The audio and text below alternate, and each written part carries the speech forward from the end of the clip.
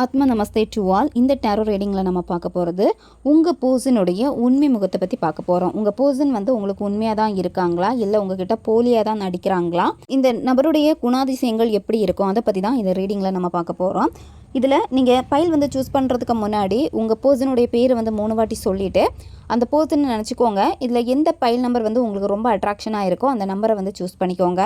இந்த card energy கூட connect ஆகிறதுக்காக நீங்கள் எந்த நம்பர் சூஸ் பண்ணீங்களோ அந்த நம்பரை கமெண்ட் பண்ணுங்கள். இப்போ பைல் நம்பர் 1 சூஸ் பண்ணவங்களுடைய ரீடிங்கில் நம்ம போகலாம். பர்சன் பார்த்தீங்கன்னா எப்படிப்பட்டவங்கன்னா நல்ல மணி மைண்டடான ஒரு பர்சனாக இருப்பாங்க. சரியா, பணம் கொடுக்குறதா இருந்தாலும் சரி, பணம் வாங்குறதா இருந்தாலும் சரி, எப்போவுமே மணி ரிலேட்டடாக அதிகம் யோசிக்கக்கூடிய ஒரு நபராக இருப்பாங்க. உங்களுக்கு நீங்கள் தான் ஃபர்ஸ்ட் லவ்வான்னு கேட்டால் கிடையாது. ஆல்ரெடி இவங்க லவ் பண்ணியிருக்காங்க.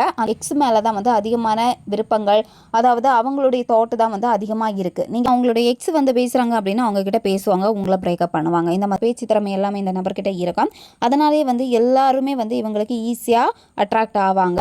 நிறைய ப்ரப்போசல் வரும். இந்த மாதிரி தான் இவங்க பேசினாலே மற்றவங்களுக்கு பிடிச்சி போயிடும். அப்படி தான் உங்களுக்கும் இந்த பர்சனை ரொம்ப பிடிச்சிருக்கு. இப்போ பைல் 2 சூஸ் பண்ண உங்களுடைய ரீடிங்கில் நம்ம போகலாம்.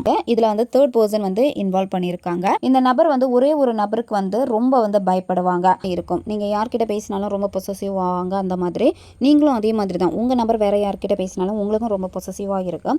ஏதாவது முடிவு எடுக்கிறாங்க அப்படின்னா அது அவங்களுக்கு சரியாக வராது. சரியா, ஏன்னா அந்த லேடி இருக்கிறனால அதை குழப்பி விட்டுருவாங்க. இவங்க லைஃப்பில் ஒரு பர்சனை இவங்கள கைட் பண்ணுறதுக்கு இருக்காங்க.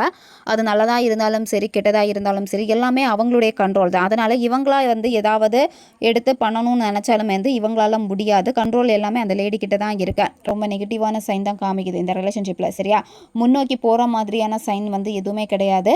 இப்போ எப்படி இருக்கோ அதே சிச்சுவேஷனில் தான் இப்போ இருக்குது.